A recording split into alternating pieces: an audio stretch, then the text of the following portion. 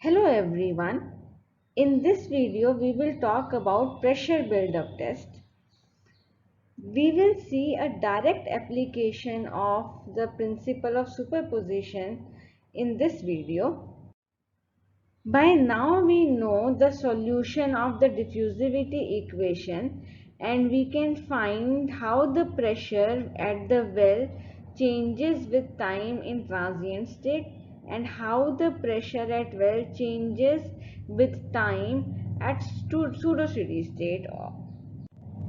In place of writing these long expressions, we can write that the pressure at well changes at the dimensionless pressure, which is represented by these quantities in different stages of the life of the well.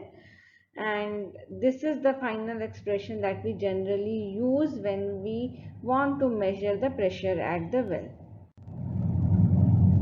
These equations are used in drawdown testing, for which we have done some examples also in video number 25, 26, 28, which I will link here.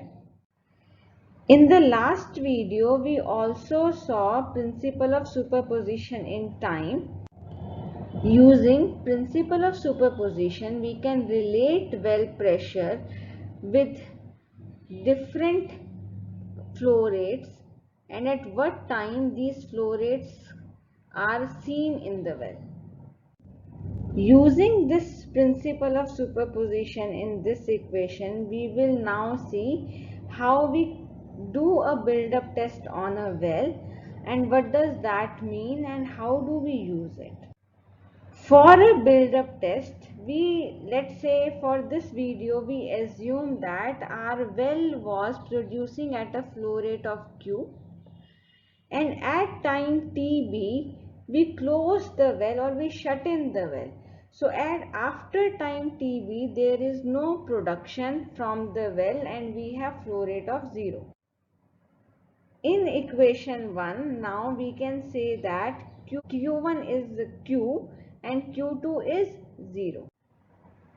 Using principle of superposition, we now can say that at the well we are measuring pressure PWF and PWF now actually should become PWS because now the well is not flowing, it is shut in.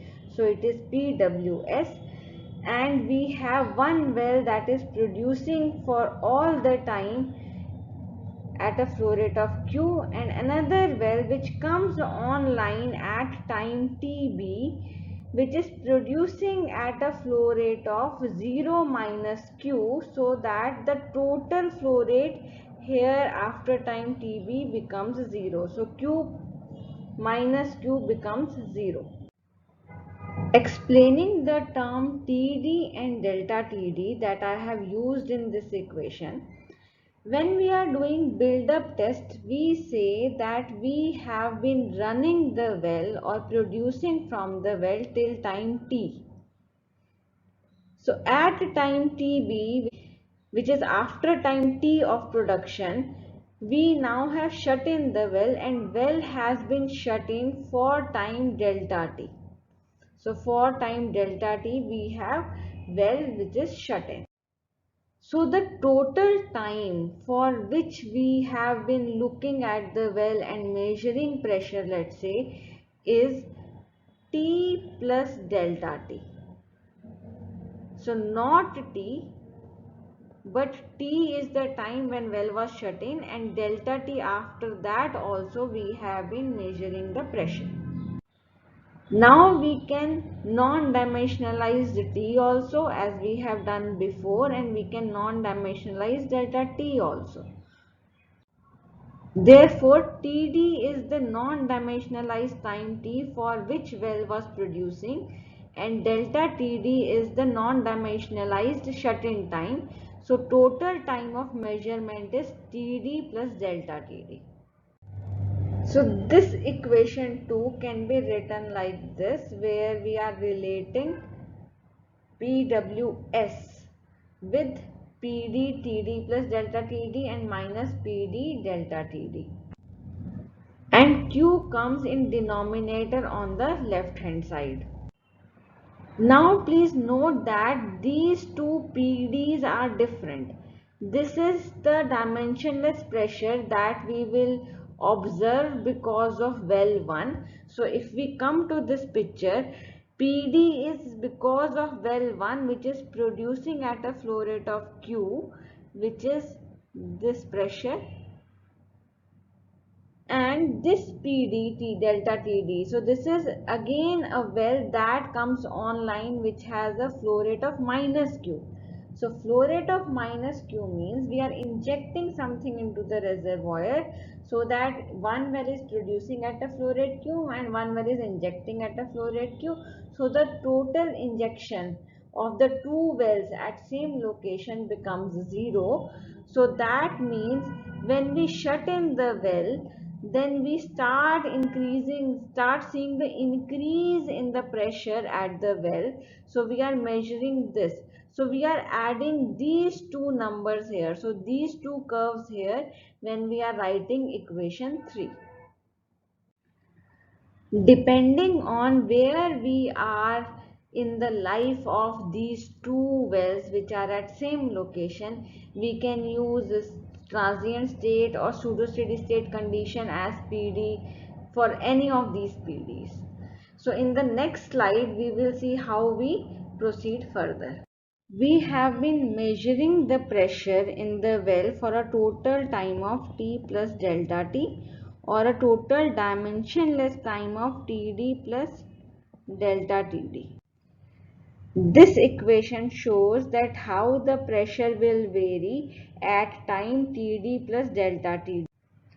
This shows that we are assuming that one well is producing with a flow rate of Q for a time Td plus delta Td, and another well which is injecting at a flow rate of Q, which came online at time Tb, and the time elapsed since this well came online is delta Td.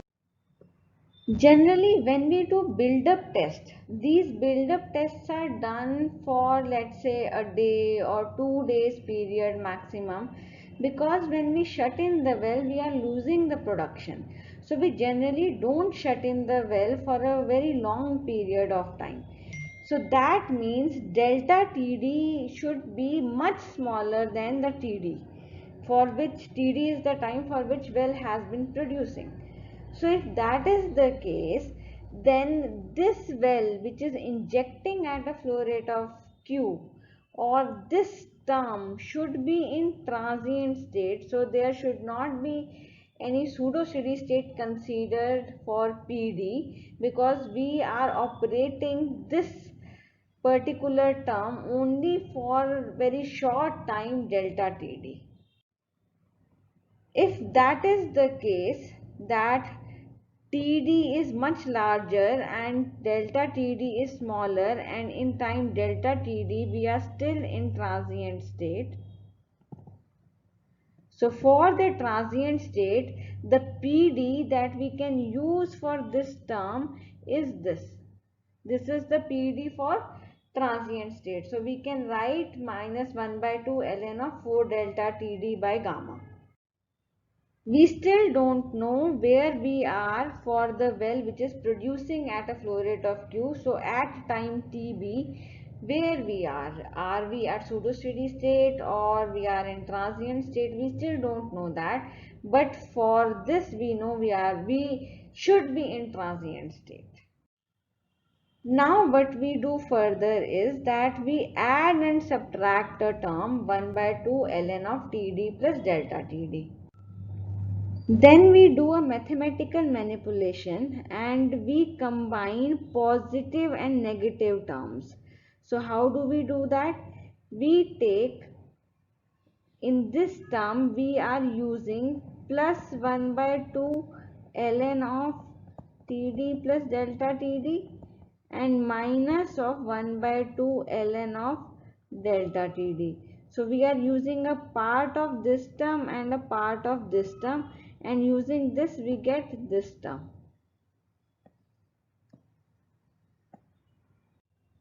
And rest minus 1 by 2 ln of 4 by gamma and minus of 1 by 2 ln of Td plus delta Td.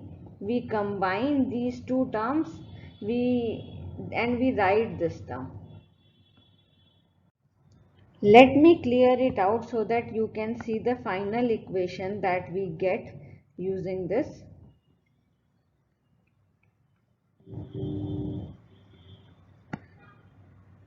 So this is the final equation that we get using the manipulations that I just described. Now we use a few mathematical tricks that I will explain. We say that because TB is much larger than delta T, or T is much larger than delta T, so that means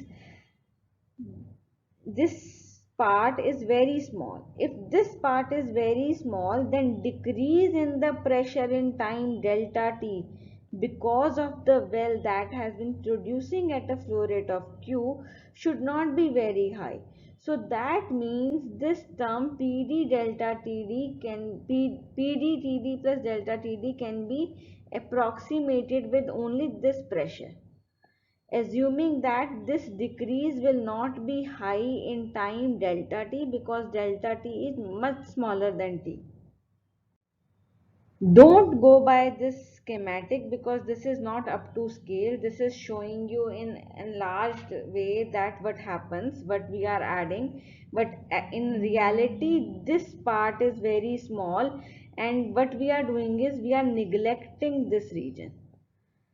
Or let me show it in more clear way, that we are neglecting this pressure drop, and we are saying this pressure drop is not very large, so we can approximate like this.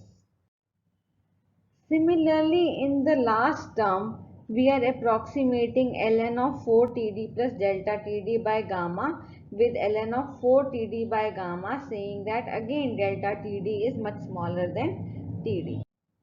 Using these, this is the final equation that we get, which relates PWS with T plus delta T divided by delta T. So now here I have not used dimensionless time because when we are using ratio, all the terms which non-dimensionalize the time cancel out.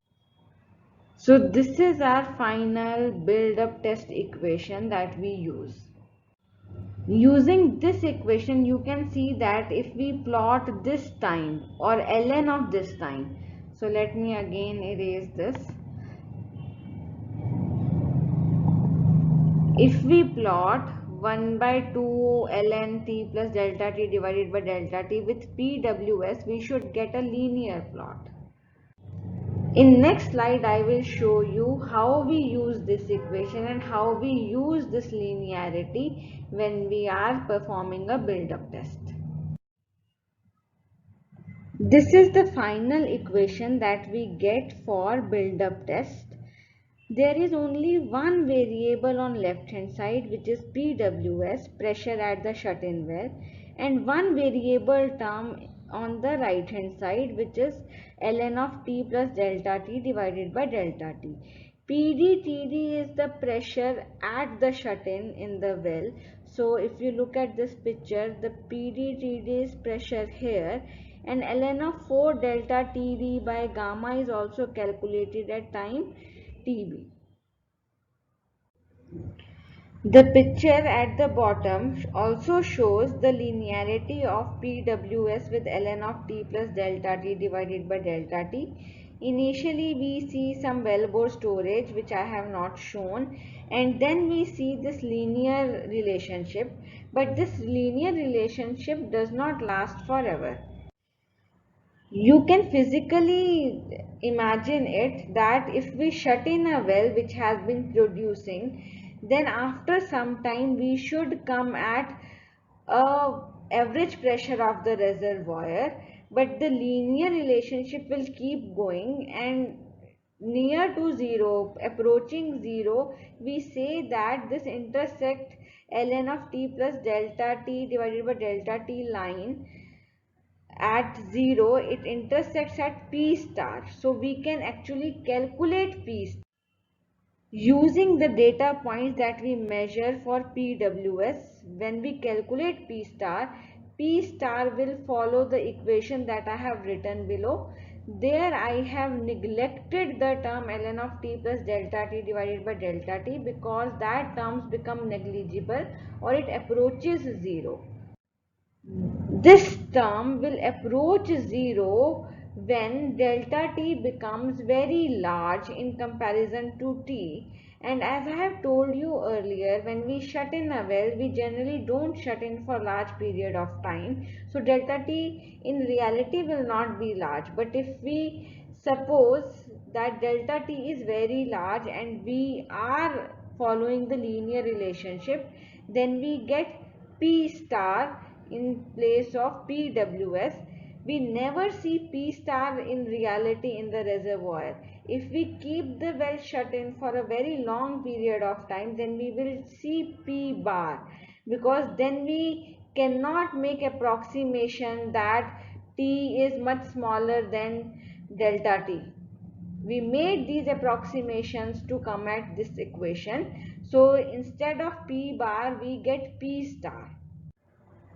But it is interesting to note that using P star we can actually calculate P bar. So I will show you how.